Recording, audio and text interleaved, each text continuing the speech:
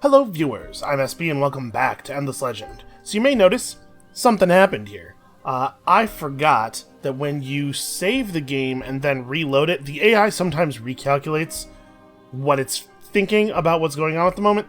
So while at the end of the last video, we were able to walk up and just siege the city and nothing happened, when I loaded the game, the AI immediately spawned up this army out of Ulet's garrison and attacked us. They've changed their minds about sitting and waiting for us to do the thing, so we have a big fight. This is pretty bad for us. I was kind of hoping that they would just sit there and suffer until our reinforcements showed up. Actually, this is really bad for us because apparently they have 6 additional units worth of army nearby. This 1st Hearth Vanguard and the 1st Truth Vanguard are somewhere in the fog around here. So we might lose this army. In fact, we will lose this army, right? This attack is... we are massively outnumbered here. And after we lose this army, we probably lose Lais. I mean, we'll take it back, obviously, but that's... I got too aggressive here. This is bad. You know, I'm still recalibrating to what I can get away with. We can't run away, because armies that are sieging cannot retreat. So I guess let's get in here and do it. We have a...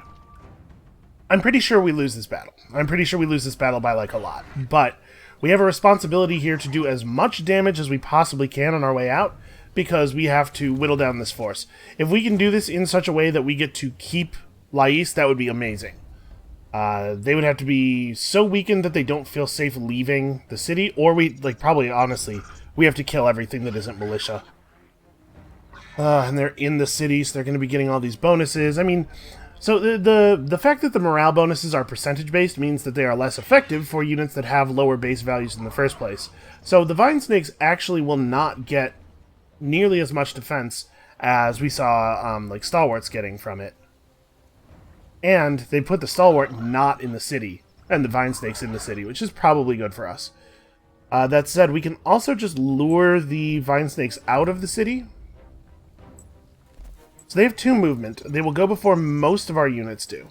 So all we have to do is pull our units far enough back. I would love to try to make it so that we can have all of our units spread out enough that they can't get a good circular attack off. This guy has 2 move. He could move into the forest space, but I expect he will move here and attack this guy. This guy is the highest health of our remaining units. Hero can't be here. If the hero's there, he's gonna... well... I guess the hero goes first. We can have the hero retreat behind stuff. I'm just thinking, we really want this guy to come here. This Vine Snake's actually going to get stuck in the trees, or he might come out this way, but he won't be able to attack. This guy has 3 move, and he will be able to attack. That's probably fine. He's a stalwart. Like, there's a reasonable chance he's going to hit for 0. So yeah, let's do something like this. I'm going to not have our hero lead the attack. I'm going to have our hero fall back first. So hero, just go, like, over here. We're going to draw them forward into us. They have to move through all these trees and stuff. And you guys, I mean, everybody just focus on this dude, right? There's some version of this where we get him. So I don't feel... it's pretty likely he goes here. I'm trying to figure out if I want to have if I want to specify locations for our units, or if I want to let them just be reactive. Because, right, if I misestimate where he's going to move to, if I think he's going to go here and he goes here instead, I may have our units perform a surround on a hex that will turn out to be empty. So do we fight the Stalwart? I certainly don't run forward and fight the Stalwart. That seems like suicide. But we could draw them back into us over here. So this guy's going to move here probably and end his turn. I have to think about the fact that he's going to move next turn before any of us do, so I don't want to command us to move into a position where he's going to get too easy of a group attack. Yeah, you have a lot of health. You're tough. You're fine. Everything's fine. Let's do it. So the hero falls back just that he doesn't eat the attack. Okay, that guy did run out into the open. It is going to take them several attacks to get through our health. And wow, we hit a lot harder than they do. Okay, I'm glad I didn't specify... individual locations, although this is not ideal. And now he's going to get mauled by those guys, so that's actually extremely bad. Alright, I'm going to have the hero make a sacrifice play here. I think we get this guy. Sweep Strike Back doesn't hit the full circle. Remember, it only hits the like in an arc. So if we attack from here, his Sweep Strike Back won't hit any of the rest of our guys. So we'll do that. And then... boy, then what? We'll actually be able to move... Am I allowed to move into their city spaces? I am. So this guy won't be... or, where? You. This guy probably won't be blocked in anymore. He'll be able to move to here. Let's say that's the plan. Try to move to there. And then the rest of you... Somebody's going to move up to this position.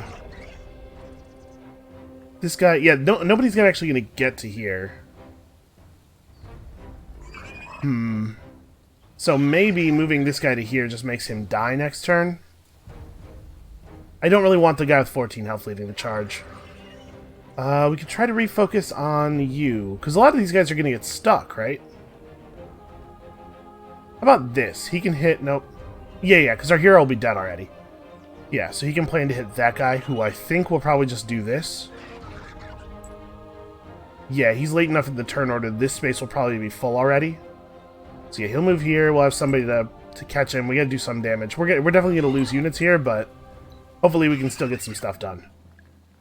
And we're doing good damage. I managed to stun that guy right as he killed me. Okay, I'm taking zeros. That's good. Oh wow, they're really really balling up over there. That guy had already spent his attack, so actually they're kind of getting wrecked in like a really embarrassing way. This is bad though. Now we're all balled up. So you're gonna attack here. You're gonna win, but you won't deal any bonus damage to anybody else, and you'll take some damage in the process. This guy ends up over here, and there's no way he does anything else, right? So I'm not super eager to fight the Stalwart. I'm not really that afraid of the Stalwart. I want to get rid of these things. They have a good combination of low defense and high attack that makes me really want to kill them. You're going to be just in place, but you will have spent your attack already. So actually, yeah, let's have a couple people focus on this guy. Oh, wow. Alright, that's a move I didn't foresee.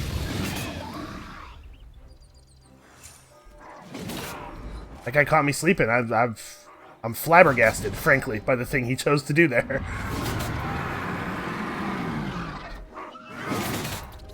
Are we gonna win? I think we might win this. What a bizarre circumstance. Yeah, everybody work this fool over. I guess it kind of depends on how this goes, but we might get him. And if we get him this turn, this guy is definitely toast. Unfortunately, the way I positioned us, he might kill two of us on the way out, but... Oh, he chose not to move to the location where he gets the double hit. That's just bad planning on the AI's part. Holy crap, we survived. Our hero's not even dead, because, you know, last stand. So that's... Oh, man, that's a bad... If they had included the rest of their armies, if they had chose to participate with everybody, we definitely would have lost there, but they didn't. I was expecting them to come in with everything. Okay, well, that may have us moving out next turn. Falling back to friendly territory and recovering. So I think we may have overplayed our hand very slightly here. Do I want to drop a volcano former over here before leaving? Probably not, because if I drop it here and leave, they're just going to interfere with it. Okay, so that being the case, I think we're set to move to the next turn. Turn 42 was a big one. It took a while. Alright, so actually, before we go on, first of all, thank you very much to the Nose Plays for pointing out to me that if you press Control F10, it turns off all the UI elements so you can actually see stuff, which is handy. Because I was definitely having problems with city nameplates and stuff. Also, it just lets you look at the incredibly beautiful art of the game. Look at our, every faction has their unique architecture. The volcano former looks super cool.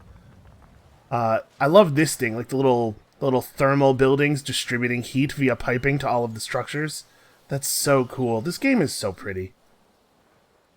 Alright, let's, it's pretty, but it's also a game, so some looking, but also some playing. Yeah, I can't believe they chose not to include... The AI must have figured that it was including enough units to deal with the problem. What a fool it was. Okay, somebody else has gathered 30 units of one luxury resource. A quest has been failed. The Gelderus were probably wiped out or something. I can hear people moving in the fog. Alright, so what's the deal with this winter? We have all of the previous winter effects, and in addition, minus 50% diplomatic point gain and a minus 50% influence cost of diplomatic declarations. Things like, I'm declaring war on you. Diplomatic point gain is a thing we don't really need to discuss this game because it won't matter, but there's a diplomatic victory that you can win by getting enough diplomatic points, and you do that, roughly speaking, by making deals with other players, and the amount of diplomatic points you get when you make a deal with another player is based on how much influence you spent to make the deal.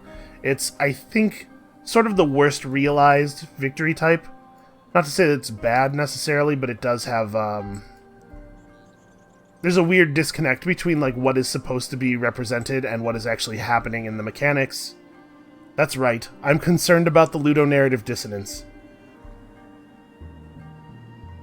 So do I want to just sit here and siege? Like, we have the Golem Rider coming up behind. He'll be over in defense range next turn, right? Yeah, he'll be part of the battle if a battle happens. And then we have another Golem Rider coming out the turn after. I think I'm going to stay here and keep pressing him. We're really at low health, though. Maybe that's very stupid. The thing is, I really want to bleed the city out. I'd love it if they didn't have any reinforcement range. Or, fortification health. We could just attack them now, and we would definitely lose, but, like, this many units can really work over 1 or 2 units, even if the 1 or 2 units has a lot of health, because of the way that attacks and counterattacks work. So do I want to throw another Golem Rider out there? Like, we could really keep pressing. Then again, we could also just build a Burrow Street and actually level up this thing. That's probably the way we should go. Yeah, it's only 2 turns.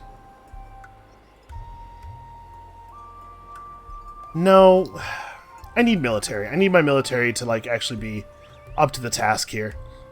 Some nice quick Golem Riders do some good work. What is the cost of a Golem Rider relative? 289 to 220.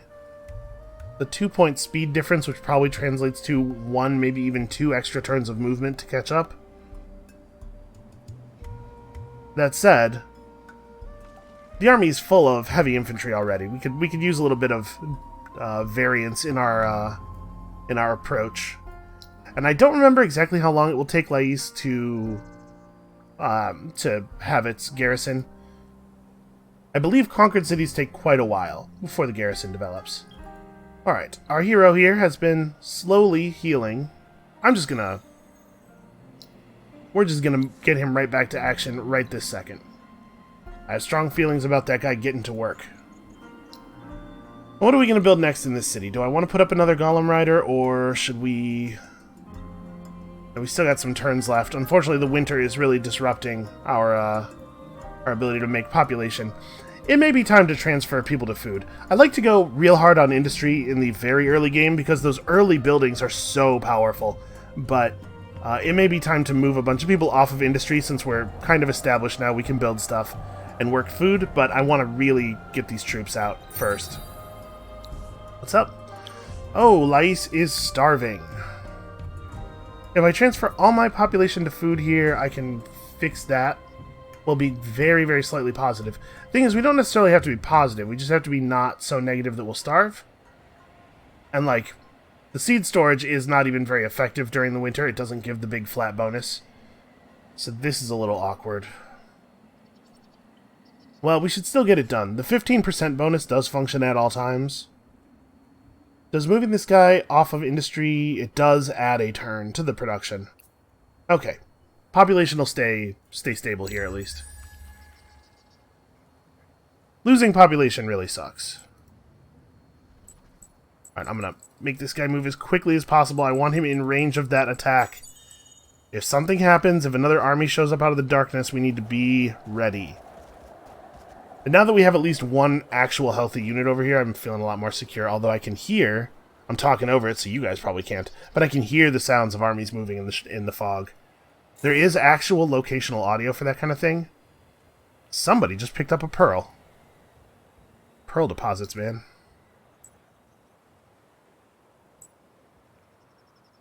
Alright, it's going to be 2 turns before they're in action. Once these 2 units are done, I think we can go back to building city stuff, probably. This will be enough reinforcement. We are losing dust. Do I want to fix that? Also, I guess if I'm going to hang out here, I should probably think about the volcano former. It would cost 8. We're now bringing in 4 titanium per turn.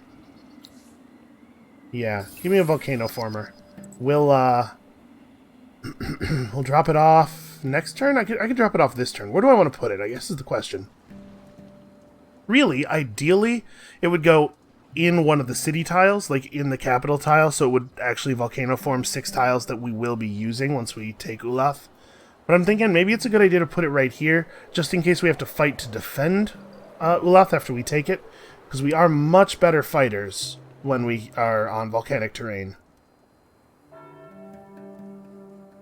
Yeah, alright. Hey, don't stop sieging, just walk along the walls that you've constructed. Drop that volcano former right here.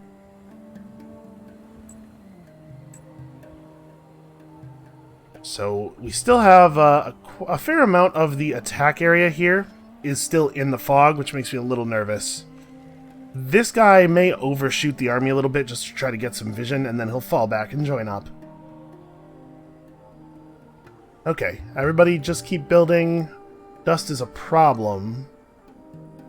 We can move some people in the cities over to dust generation. I'd really like to get those troops out first, though. And we still want to make sure that stone sentinels are the backbone of our army. Oh boy. They've got riders.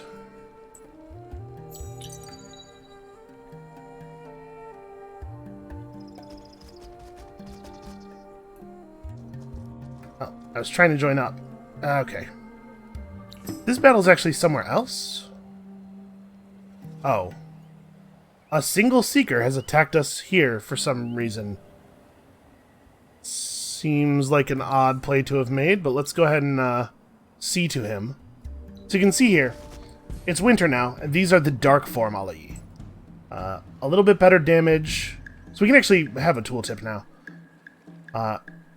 In light form, they have extra defense, extra health regen, and lower upkeep cost. In dark form, they have extra attack. They don't lose vision or movement in the winter, and they actually can see farther and move faster in the winter.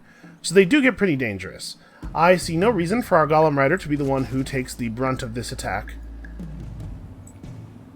You just hang out. Yeah, everybody else get this nerd.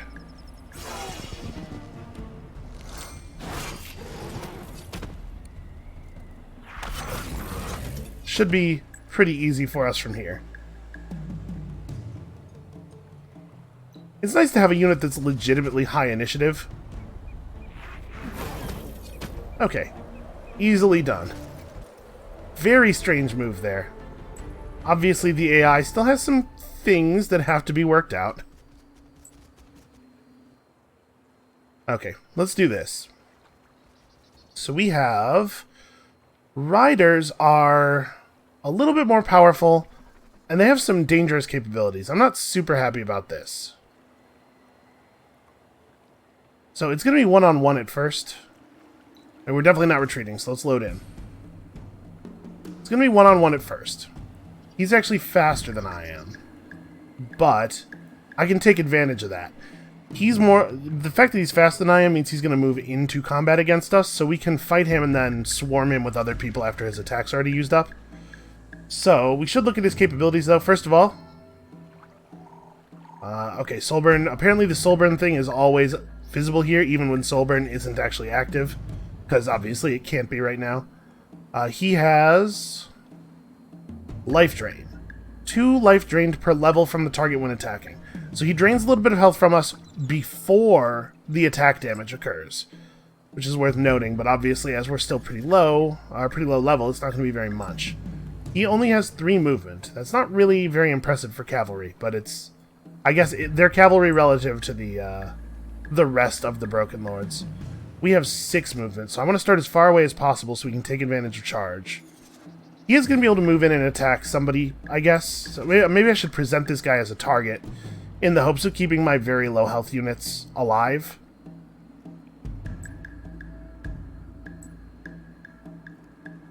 I'm a little worried that our hero is going to do something crazy. So maybe I should specify a spot for him to move to. I don't know where to put him, though.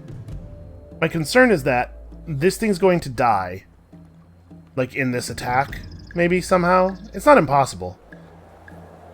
And then, the hero's gonna go, oh, well, I don't have orders anymore. Time to charge the remaining enemies. First of all, militia have Cavalry Slayer. It's not great to fight them with cavalry. And secondly, he's gonna end up all alone in the middle of enemy territory. You know, like what we're trying to do to this guy. So, where do I think he'll go? He'll go here, or here, or here, or here. Unfortunately, that group of spaces is large enough that I can't really move this guy to a position where he's guaranteed to be able to hit. But also, he probably doesn't need to hit, huh? I'm gonna move to here. Okay. My plan with the move to here is that it gets him off of the reinforcement zones. It causes the enemy to run, like, along the side of the map in a goofy way that we can maybe take advantage of. Once again, I'm going to have you fall back. I would really love it if my stone sentinels could do most of the militia fighting. Okay, we put that dude away. His first hit was pretty hard, though. Stone sentinels should do fantastic work on militia. Yeah, and we're just going to let the hero heal up. Actually, we should probably try not to have the Golem Rider lead an attack either. 76 defense versus 68 attack with 40% bonus damage on 32 damage.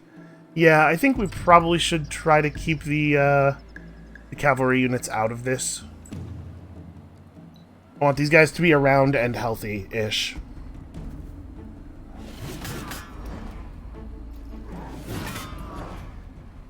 And to be clear, this is the militia of the city that we are fighting right now, meaning that the city has no defenders. And they chose not to bring in the rest of their reinforcement armies. So once we finish these guys off here... The city's pretty vulnerable, but if we attack it, obviously we are making ourselves available to be attacked. Oh, I used up all my movement. Well, shoot.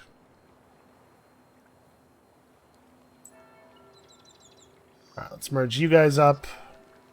So if we attack right now, the other units that are within reinforcement range will still get to show up, and they'll show up with the 37 reinforcement, or the 37 fortification health. So we're going to wait until our last Golem Rider arrives. The reinforcements are inbound, and somebody in the comments told me that I am not properly understanding the incredible value of the Golem Camp. Apparently, this is a district that you can put down anywhere in your region, not just adjacent to your city, and it gains you, it works the tile it's on and the 6 adjacent tiles like any other district does, which seems very powerful, and it gives you an automatic point of population, and this seems fantastic. We should definitely have one of these in each city. I think I underestimated this faction initially. That's how good they are.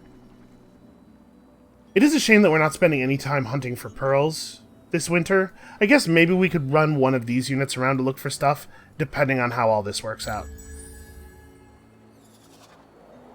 And we're just going to mash the heck out of this run fast button as soon as the turn starts. I would love for this other rider to get over here.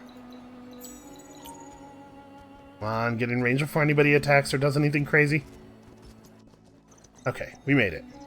So they're initiating on us. This is not smart. They seem to not be doing a great job of this whole conflict. I mean, the AI has always had some problems.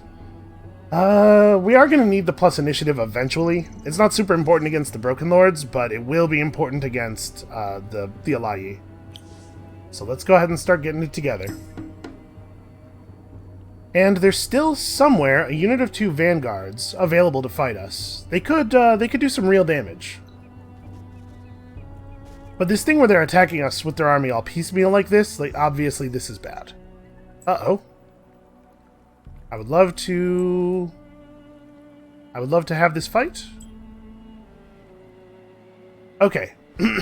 I have seen this before. This is an old bug.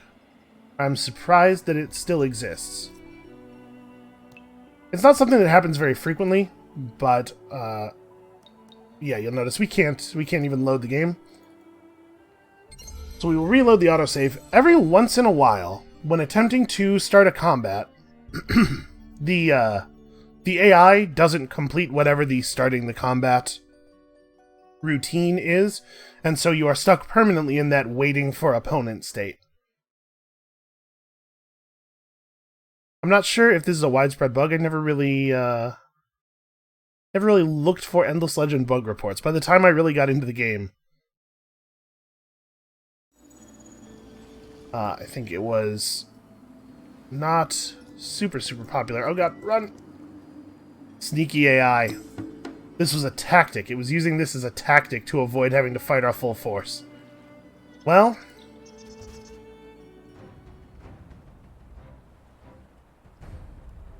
I suppose you have a chance here, and all you had to do was shatter reality to get it. I mean, yeah, this is pretty much right. Let's put the weaker guy off to the side, but yeah, this is what I thought based on the previous turn. Seems like they just have no interest in actually bringing in their full force to fight us, which means that they will be defeated. So we can use our Golem Rider to absorb the initial attack so that our hero can get in here and fight without taking damage. Yeah. Let this be a lesson to everybody, I suppose. Don't do this piecemeal attacking nonsense. This is a surefire way to lose a war. Lose a war to a smaller, honestly, just straight up inferior force. Okay, you guys, we should probably rebuild the Eresis village. I don't know if that's a priority, but it's definitely something that should go on the docket at least. The city is unhappy in part because of the fact that it is recently conquered. You can see minus 36 from ownership. Our ownership of the city increases slowly over time. You can see right now it is 40% ours. Over the next, 10 turns or whatever, it'll go up to 100% and we'll lose a bunch of that disapproval. But it might be a good idea to build a central market. Or maybe we should save the glass deal and just build central markets in both of these cities, since that is exactly the amount of glass steel we have. Oh, in this version of this turn, I haven't bought the skill yet. And the same is true over here, then.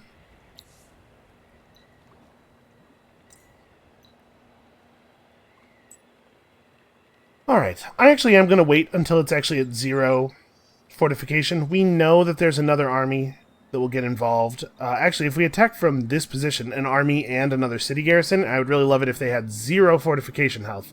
Because remember, the fortification health will consume an entire turn of, one entire attack, rather.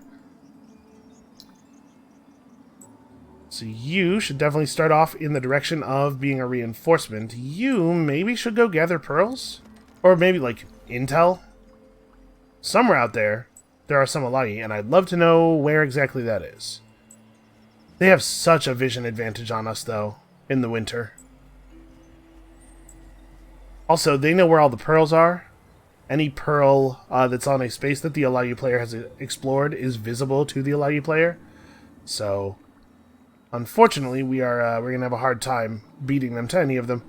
So, more facilities are unlocked because some other player hit Era 3 already. How far behind are we? What's our pace? 5 whole technologies. Okay, not so great. Oh, all of a sudden we're at minus 29. We were at minus 11 a second ago, weren't we? Well, then we had better put some people on dust production. We can afford to wait on the central market a little bit here. It'll keep us slightly solvent. It's not where I want to be, but once we get through the winter here, things are going to be a lot easier. So they have another region on this side. Okay, Lais is starting to generate a garrison, and it's actually back up to full fortification strength, so it'll be easier to hold. Oh, quickly. Not quickly enough. Okay, well, they produced 1 unit. A level 3 stalwart. We get our militia. Or not a level 3 stalwart, a revision 3 stalwart. So let's have our toughest sentinel I guess it doesn't matter right up front, because we're definitely going to attack this thing before its turn anyway. This guy's going to stay back. You can just chill forever. Oh, they actually are bringing in the full force this time. That is unexpected, honestly, given the way they've been playing so far. So these guys have 3 move each. How do I want to do this?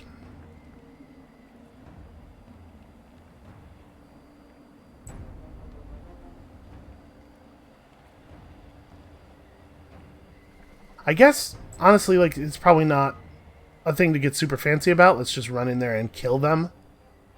Is the strat, I think.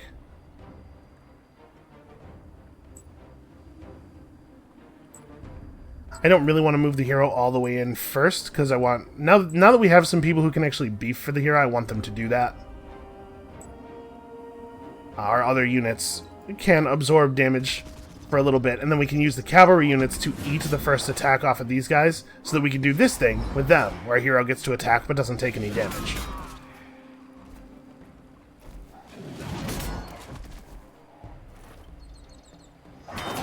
Alright, just stay tough, guys. It's basically all you know how to do, so I trust you will be good at it.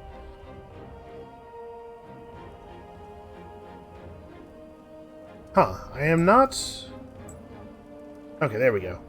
No, I guess we just don't really don't have the mobility I was expecting. Well, this guy's in a pretty good position. I'm going to start moving other people around the backside here. It's going to be very, very difficult to get more than 3 bodies on them here in this hallway. But it looks like we don't even need 3 bodies. They're taking advantage of the terrain features, but unfortunately we're just better than they are at the thing that they're trying to do, which is getting in there and being really tough heavy infantry. Like, in a bottleneck situation, we beat them very, very handily. I do like a good heavy infantry faction. There's a lot to be said for the power of just pure defensive survivability. Alright, so we know there's no longer anything in range of the city, and also they're completely out of fortification, so let's just move in, make ourselves at home. I'm gonna go grab this ruin real quick, and then maybe we should chill out. You know, sit and allow ourselves to regain some health. Also these pearls. The other city's around here somewhere, though, and we know that it doesn't have any defenders, so we killed its garrison. I think we killed its garrison, right? I don't know. We should go look, though. Now, while they're weak, is a pretty good time to go look. And this guy can keep scouting for pearls while generally heading toward the battle.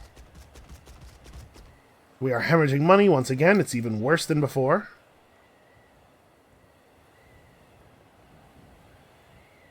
Six turns until the seed storage is done. The winter could be done within those 6 turns, and it's nice to have a seed storage online the moment summer begins.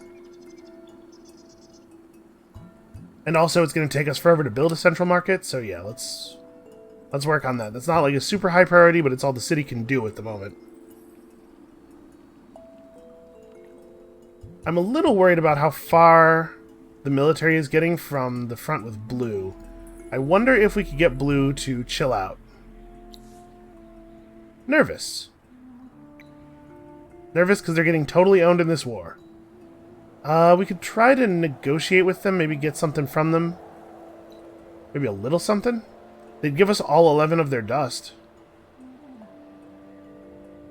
They'd give me 2 spices. You know what, I don't think we're going to get a much better deal.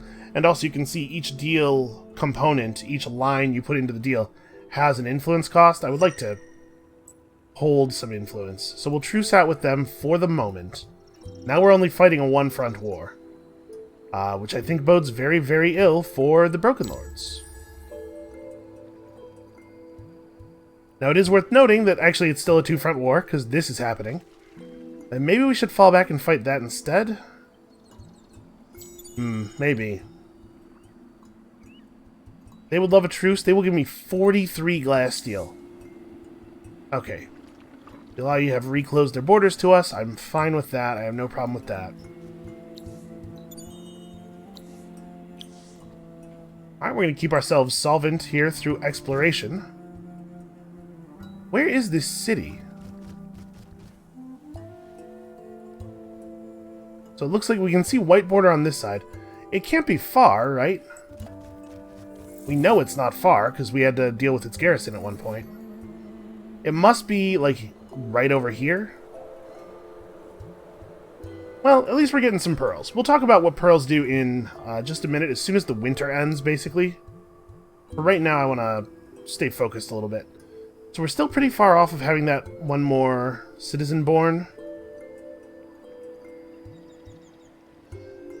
I guess we could just make more troops. We should probably make some stone sentinels.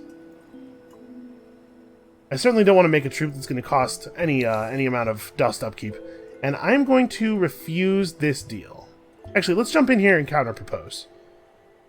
So, the terms that they put on the table in the counter-proposal remain paid for by them. And then any terms that we add to the deal get paid for by us, I believe is the case. Okay, they will not be willing to give us Ravode. They don't really have anything I want. We could get some titanium, maybe? Like, if I took the glass steel off the table because titanium's more valuable to us. Nah.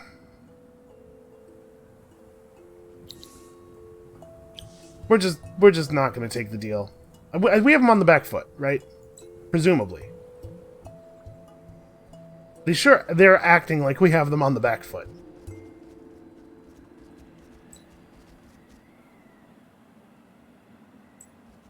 Let's see if we can maybe get ourselves a little bit of extra vision. That is just one pearl. So the size of the little pearl orb on the world map hints at how many pearls it is. There's a couple different sizes, like the very, very tiny ones are like 1 to 3 pearls, and they scale up from there. Uloth is about to starve. Well, that's not great. Especially given that I kind of want to keep people on dust output. Okay, the city will hold strong at that population. I guess we really took over. I always imagined that when you take over a city, you know, the original inhabitants of the city are still its inhabitants for the most part, and it's just a matter of, you know, them giving in and going, okay, well, they got us. Our empire's never gonna reclaim this. So, oh, they got some fire ships. They have a navy. Is this their city, really? Huh? This isn't the garrison that we fought before. Well, I mean, do I want to get aggressive on them? Probably, right? Mindless aggression has worked for us so far. Let's, how close can you guys get? That's probably close enough to be within reinforcement range, right? Oh, that's a larger pearl.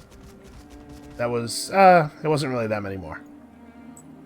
I probably shouldn't have panicked and grabbed it, but I was like, oh man, pearls, I love those. Okay, so let's go ahead and siege up. May as well. I don't think they have any chance of stopping us. I'm assuming this is like 2 militia and 1 rider or stalwart, probably. And we finished research on our sweet golem camp, so still 4 technologies out from the next era. Cheaper buyouts, trade routes. Trade routes are good, and you know, we're starting to have dust issues. Even with free troops, dust is going to be a problem. That said, we do also need more science. Yeah, because we're paying a dust upkeep cost for every building we build as well, and that does add up to quite a bit. Yeah, so apparently this size is only 2 pearls. I thought it looked a little bigger. Maybe the really tiny size is only 1 pearl? You know, as I've said a couple of times at this point, some of this information is not quite as fresh in my mind as it was once upon a time. Well, let's have him go over and grab the pearls. Okay. The winter is over, and now I think it is time to talk about what these pearls do exactly. Oh, hold on. We're being attacked. We're being attacked by some guys.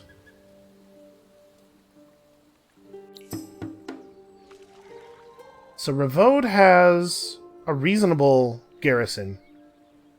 Okay, we need to wrap this nonsense up quickly. I don't really want to attack into 3 units with 71 extra hit points, though, given how soft our force is right now. And we've actually done some reasonable regeneration. Maybe we could just go for it now. Because we really, really, really need to get back over here. Anyway, believing that Auriga anomalies are signs of the gods' blessings, a new cult generates influence from anomalies. Every anomaly is giving us +4 influence on its tile for 9 turns. You can see we're now at +48. Our next Empire plan is going to be really solid. Yeah, we also have that to deal with. Okay, so now that we have an altar, we can actually see what the possible effects to be added to the next winter are. And in fact, let's pop into our Altar of Auriga interface here. So here are the effects that applied during the last winter. These are the effects that will apply during the next winter as well, with one of these effects added. You can see right now, these two have 5 prayers committed to them, and these ones have 4. We can spend our pearls to commit prayers to these, and at the beginning of the next winter, whichever one of these 3 effects has the most prayers will be added, not just to that winter, but because of that, also to all future winters. It's really cheap to pray right now, but the cost to pray will increase over the course of the summer. The turn right before winter, it's often quite expensive. So, -1 food on food terrain, I really would like it if this did not happen. -15% health regen everywhere. Allied regions, non-allied regions, and owned regions. So just... Oh no, sorry, -15% health regen in enemy areas, +15% health regen in my own areas and friendly areas. That's interesting. If that happened, I'd be okay. And here, +30% dust on luxury resource market price, -30% on strategic resource market price. Neither of these are going to have a huge effect on us. I'd be fine with it being either, and it looks like the AI are committing to these pretty hard.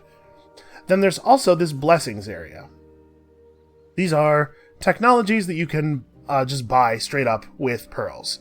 The first ring unlocks at the beginning of the first winter, this ring unlocks at the beginning of the second, and the final ring, of course, unlocks at the beginning of the third. Some of these are pretty good, like the Chapel of Auriga, when you build it in a city, will give you +1 population for each pacified village in the region, so that's, it's basically just doubles the population that you're getting from minor faction buildings. There are armors and weapons that can be made of pearl, accessories that can be made of pearls. There's this thing, which gives you +10 industry on river, sea, and lake tiles during the winter, which is awesome. It's awesome if you have the right setup, if you are in a place where you have access to a lot of water. Immunity to winter vision penalty on city buildings, 10% extra science on the city. This will let us build stockpiles out of pearls. Stockpiles are just like bundles of food or industry or science that we can crack open at any time to get a little boost where it is the most needed. And here we have the Tower of Truth. There are these watchtower foundations on the map. Let's see, can I see any? Here's one. Yeah, there are these places on the map where you can build watchtowers. And watchtowers give you vision, and they also give a health regen effect to friendly armies on their space or on adjacent spaces. The Pearl Towers go on those those foundations, those watchtower foundations, and they give you some vision. I think not quite as much as a real watchtower, but they also do damage to enemy units at the beginning of each turn. So they're actual defensive damage pulsing towers. They're pretty okay. I don't think that they're a slam dunk by any means. And then there's some real cool stuff out here, like special districts that you can build on resources to get bonus resource output. Or the Winter Bureau, which increases all of your resources during the winter to help offset the winter penalties. For right now, I think we're just going to hold our pearls. It doesn't look like we need to make any prayers, and I don't think any of this stuff is a real slam dunk for us yet. This I like a lot if you have regions that have 3 villages or several regions that have 2. I guess we did just pick up a region. Nope, these are actually 2 different regions. Yeah, we're pretty light on minor faction population overall. Ideli's the only place it looks like that has more than one. Okay. So with this army, we could just retreat. If we retreat, the Golem Rider will take 50% of its health, 50% of max HP as damage.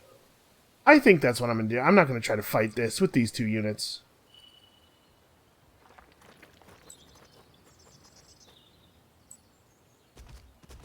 And that's interesting. They drove us back and then just ran off instead of heading toward Lais, which is what I was expecting. We might want to have this guy stay over here. Because it does kind of look like they're spoiling for a fight, doesn't it? So I'll have him hide behind the city for right now. And Lais can build itself a golem camp. So we don't have a ton of volcanic territory. We could build the golem camp somewhere over here to take advantage of this anomaly. This is a plus food anomaly, so it's not giving us its full value. And remember, the 4 influence that it's producing is temporary. Only for the next 9 turns will that actually be a thing. So you'd want to put it down in a place where it can benefit from an anomaly. Probably. Also a place where it's just providing vision is good. Like, honestly, this might not be bad. This gives us 7 tiles of extra work. It's a bunch of extra dust and science. And rivers are actually pretty valuable. We haven't researched any of the river technology yet, but we might.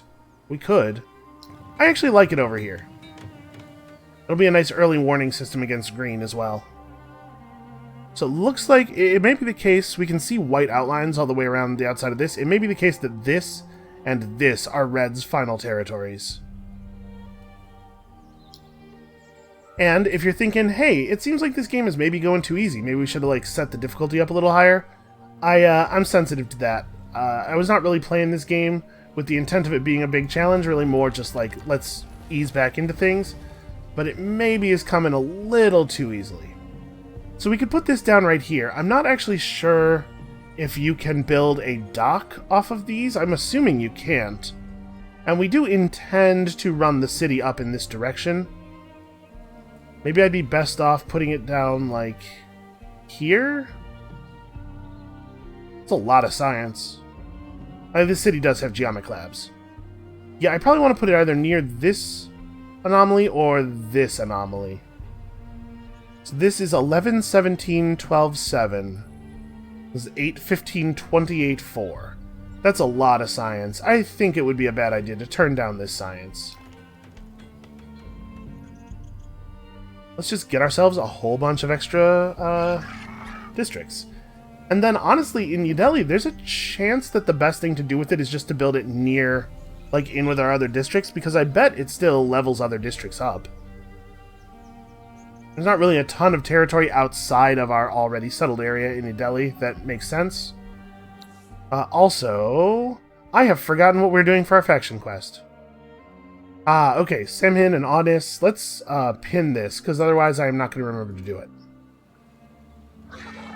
So sorry, these are where? Here and here. And we expect that there will be resistance. Okay. Once we wrap up red, that's probably what we'll go and do. So how long do I want to stand here before attacking? I do very much not want to fight a bunch of units that have a ton of extra health, but also we're pretty healthy. We're doing in the neighborhood of 60 damage. Okay, here's what we're going to do. We're going to wait one more turn on this so that the fortification value is below our normal damage value, so that the fortifications will probably only absorb 1 hit each. And then we'll go. So yeah, we'll launch the attack next turn.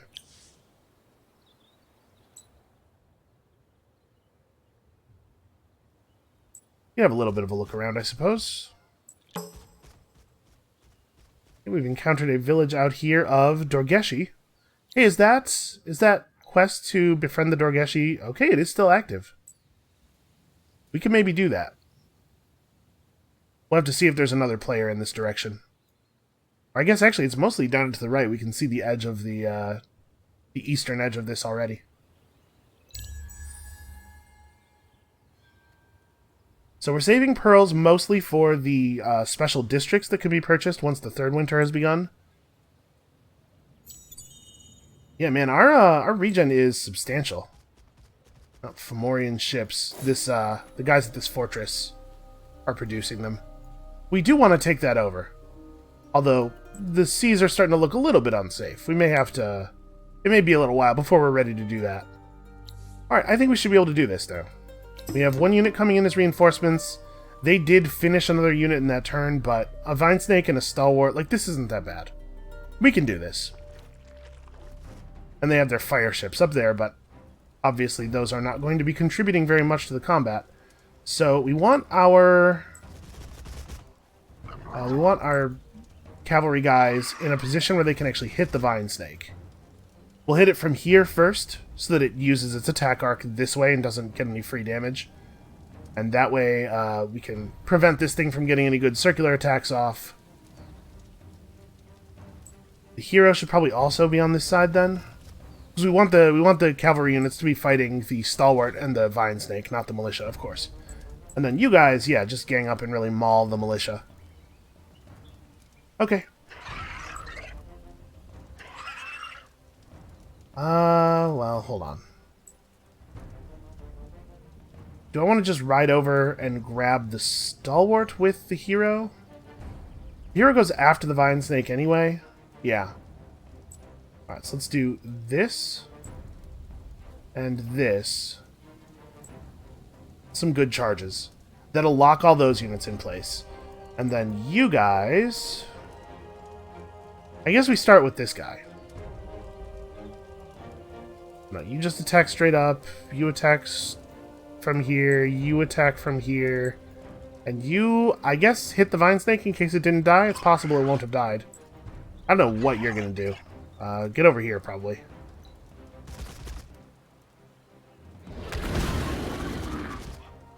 Ah, yes, and we have our claws. So we have circular attack and sweep strike back as well. I sort of forgot about that. Okay, we got a stun off. See, 142 damage eaten entirely by the fortifications.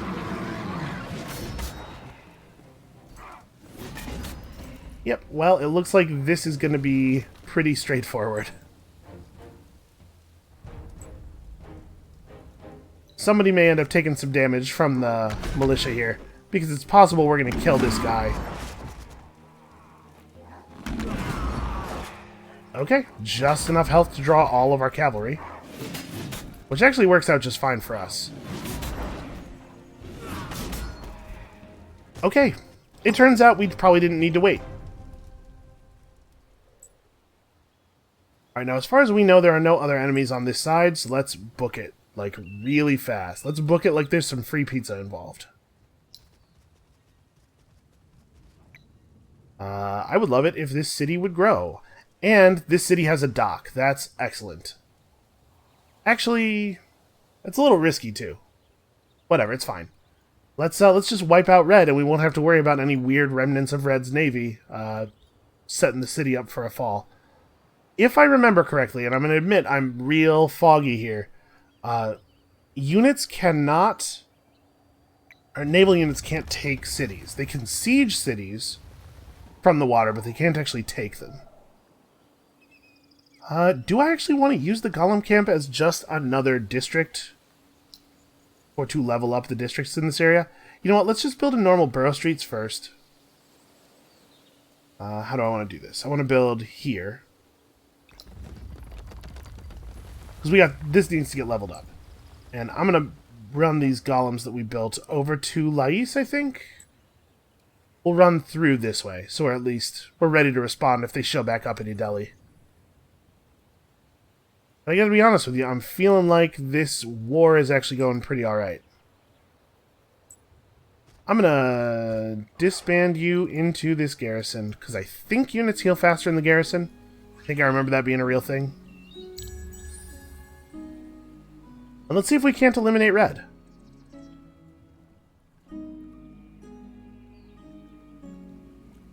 Taking another player out of the game seems like a good thing to do. Less than 60 turns in. We're administrating essentially 2 empires.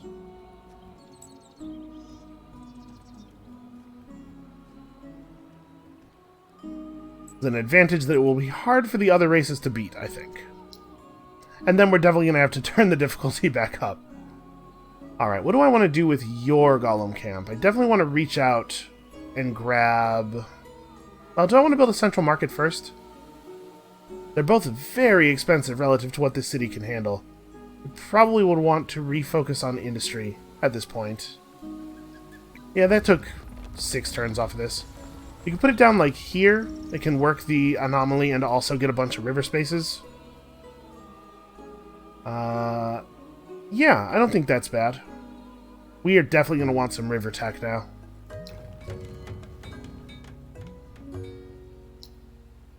Right, over in Lais, we can probably speed this up a little bit as well.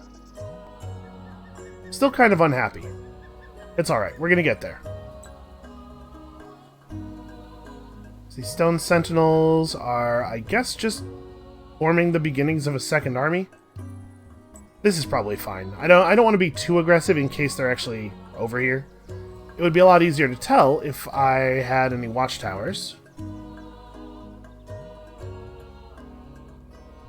We need to vulcanize this area, don't we? I'll have this guy turn around and do that. Like, we definitely need to just drop a volcano former here and pick up volcano up 6 of the 9 tiles that city's working. Or 7 of the 10, rather.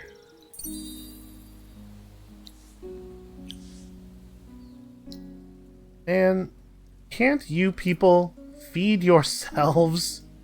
Why do I have to come over here and tell you how to eat? Okay, that's not ideal. But, you know, as ownership goes up, that will become less of a problem.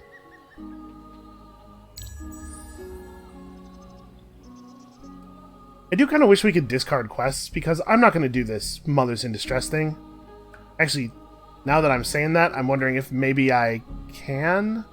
It might be the case that I totally can do that.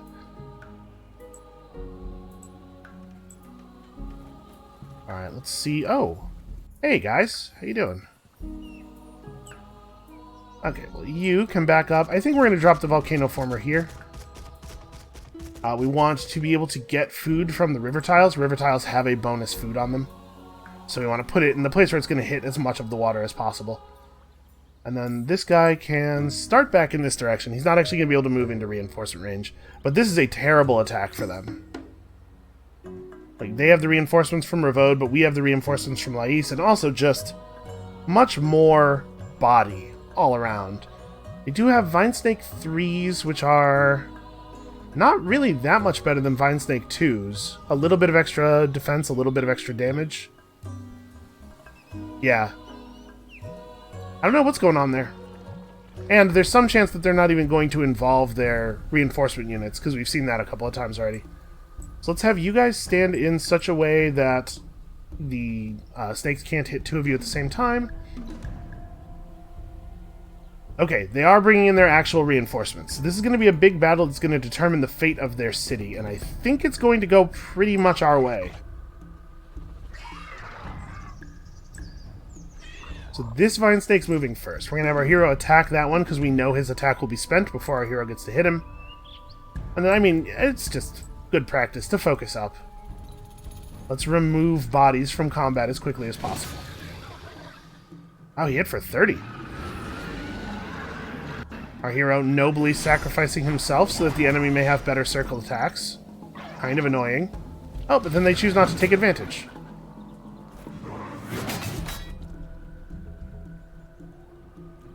Okay, it's going to be a lot of bodies on the ground by the time this thing is over. So this rider is going to kill our hero.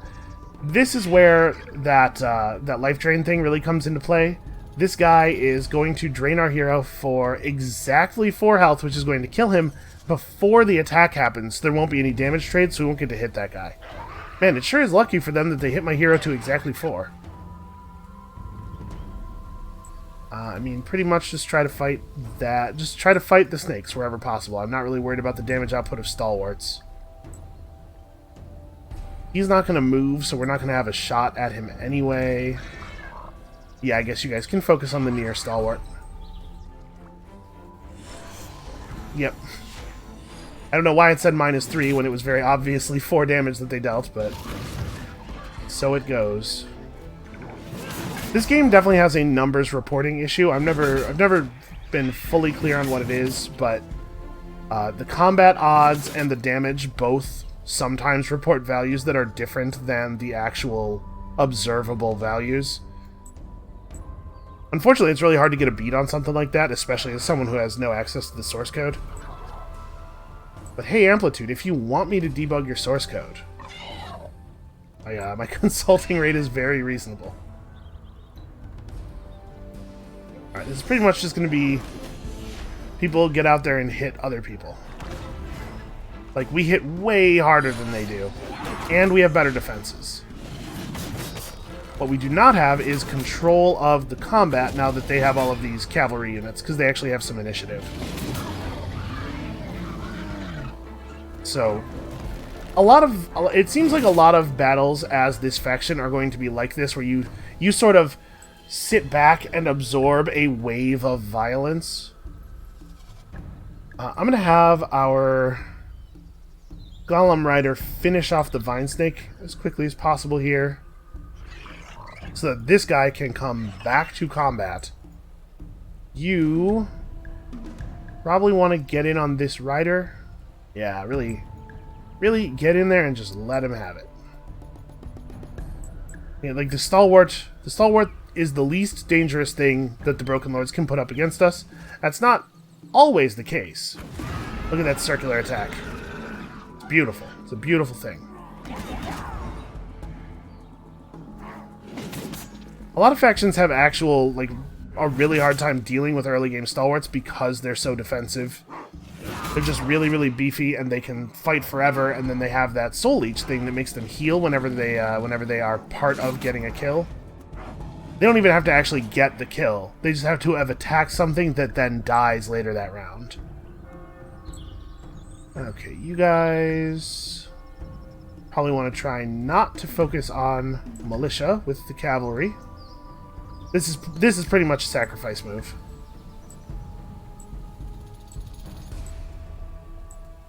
Okay. Just do some cleanup here. We're preventing these stalwarts from having a real attack, and hitting them extremely hard in the process. So that should be a kill. And then we probably will be able to clean up this militia this turn, and then we have another whole round of combat left, where it's just us and that guy.